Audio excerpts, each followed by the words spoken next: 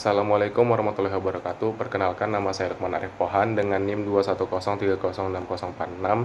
Di sini saya akan menjawab pertanyaan dari tugas biokimia yang diberikan oleh Ibu Tati Videndasari. Langsung saja kita mulai dari pertanyaan pertama, yaitu jelaskan struktur molekul dari enzim serta berikan contohnya. Yang pertama itu ada struktur molekul dari enzim, yaitu dibagi menjadi dua, protein dan juga kofaktor, yang dimana enzim biasanya disebut juga dengan holoenzim yang memiliki struktur yang sempurna dan juga aktif dalam mengkatalis logam. Kemudian kita masuk ke struktur pertama, yaitu pada protein, yang dimana pada protein juga disebut sebagai apoenzim, yang juga biasanya apoenzim ini dipengaruhi oleh suhu dan pH. Yang kedua ada kofaktor, yang dimana kalau yang kedua kofaktor ini dia berfungsi untuk mengkatalis yang mampu bekerja dengan enzim. Sedangkan ion organik yang terdapat dalam kofaktor atau gugus prostetik yang terdapat pada koenzim yang disebut juga dengan koenzim berfungsi untuk memindahkan zat kimia dari satu enzim ke enzim lainnya. Yang kedua, pertanyaannya adalah jelaskan dua model dari cara bekerja enzim.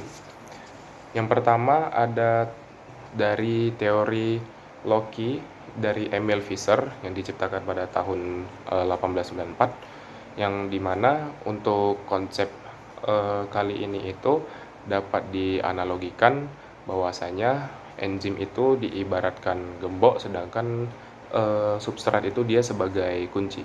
Lalu enzim yang di substrat tersebut berikatan dan menjadi kompleks, menjadi enzim substrat. Substrat akan diubah menjadi produk, lalu akan dilepas dari enzim. Yang kedua adalah model kecocokan, yang dimana kofaktor akan berikatan dengan sisi alloentrik dengan cara mengubah bentuk sisi aktif enzim yang dapat bekerja mengikuti substrat tertentu. Kemudian lanjut untuk pertanyaan yang ketiga, yaitu jelaskan klasifikasi enzim secara internasional dan juga berikan contohnya. Yang pertama itu ada oksireduktase, yang dimana berfungsi sebagai mengkatalis reaksi oksidasi ataupun reduksi suatu bahan. Contohnya itu adalah alkohol dehidrogenase. Yang kedua ada transferase, yaitu enzim yang ikut serta dalam pemindahan atau transfer suatu radikal atau gugus, yang dimana contohnya itu adalah heksokinase. Yang ketiga itu adalah hidrolase, yang dimana kelompok enzim yang sangat penting dalam pengolahan pangan, yaitu enzim yang mengatalis reaksi-reaksi hidrolisis yang mengkatalis suatu substrat, yang memecah suatu substrat dengan bantuan air. Contohnya itu adalah tripsin. Yang keempat ada liase, yang dimana enzim yang aktif dalam pemecahan C5C ikatan C5O dengan tidak menggunakan bantuan air. Contohnya piruvat dekarboksilase. Yang kelima ada isomerase, yang dimana enzim isomerase adalah enzim yang mengkatalis reaksi perubahan figurasi melalui dengan cara pengaturan kembali atom-atom substrat sehingga dihasilkan molekul-molekul baru. Yang contohnya itu adalah maleat isomerase. Yang keenam itu ada ligase, yaitu enzim yang mengkatalis pembentukan ikatan-ikatan tertentu. Contohnya itu adalah piruvat karboksilase. Kemudian lanjut untuk pertanyaan yang keempat, yaitu jelaskan sifat-sifat dari enzim. Untuk enzim sendiri memiliki sifat yaitu sebagai katalisator, yang merupakan katalis untuk mengubah laju reaksi tanpa ikut bereaksi. Kemudian enzim itu sendiri adalah sebuah protein yang strukturnya itu tidak lain adalah protein, yang dikarenakan adanya aktivitas katalitiknya yang bergantung pada integritas struktur sebagai protein. Walaupun ada beberapa senyawa yang dapat bertindak sebagai katalis, misalnya RNA. Kemudian itu ada enzim khusus. Fungsi enzim ini tertentu. Tiap perubahan zat diperlukan untuk jenis-jenis enzim pula.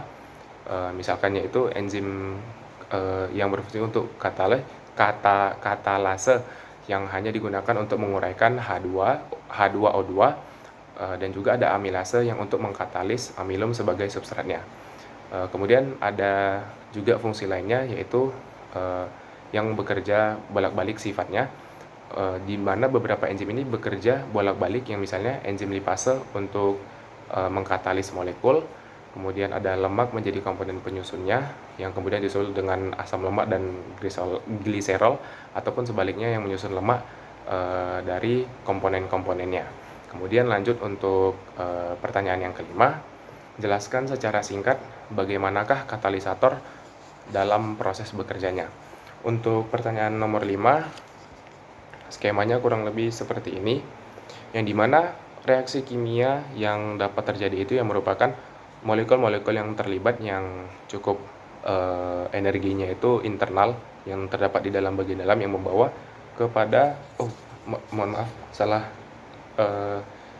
skala.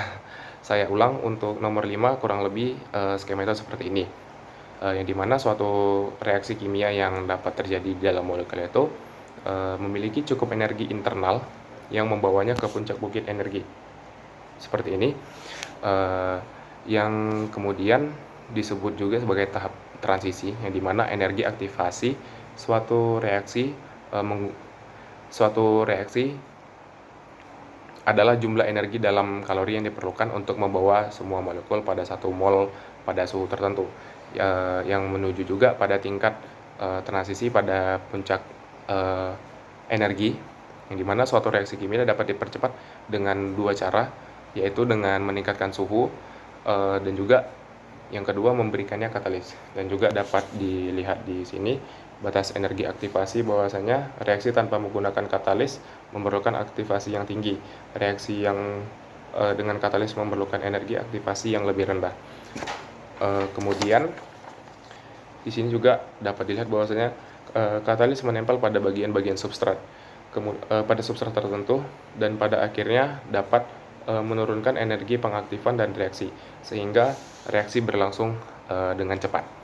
Kemudian lanjut untuk pertanyaan ke-6, yaitu jelaskan faktor-faktor yang mempengaruhi enzim dan berikan contohnya.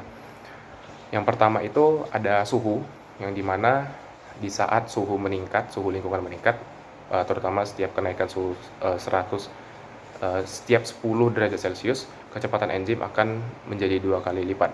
Yang kedua itu ada pH, yang dimana semua enzim terdapat perubahan pH dan nonaktif pada lingkungan yang pH-nya itu sangat rendah, yaitu pada asam kuat, dan pH-nya tinggi pada basa kuat.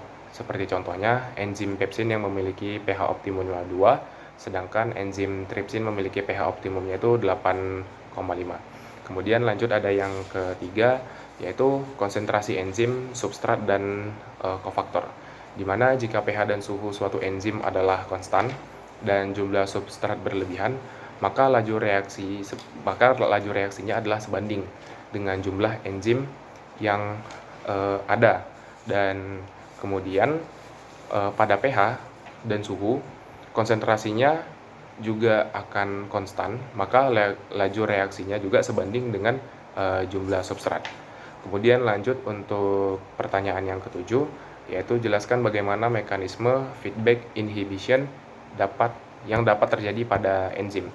Nah, dapat dilihat pada skema ini, yang dimana pengontrolan feedback inhibition, dimana enzim yang bekerja pada tahap 1A dihambat kerjanya oleh produk akhir, yaitu yang kedua, dan memberikan keuntungan pada sel-sel, yaitu organisme yang mengatur suplai energi dan juga mencegah menumpuknya senyawa intermediate, yang selanjutnya akan dilanjutkan pada B, C, D, E, dan sampai seterusnya. Selama prosesnya itu metabolismenya tetap bekerja. Yang dimana dapat dilihat juga di sini bahwasanya jika suatu enzim ditambahkan dengan suatu substrat yang akan menghasilkan sebuah produknya, dan kemudian produk yang dihasilkan oleh ikatan enzim dan substrat menghambat aktivasi salah satu enzim sebelumnya, dan bisa dilihat pada enzim A, B, C, D, E, kemudian sampai hasilnya itu X atau hasil produknya. Demikianlah penjelasan saya tentang 7 pertanyaan tadi. Mohon maaf bila ada kesalahan dan kekurangan. Saya Lukman Arif Pohan undur diri. Assalamualaikum warahmatullahi wabarakatuh.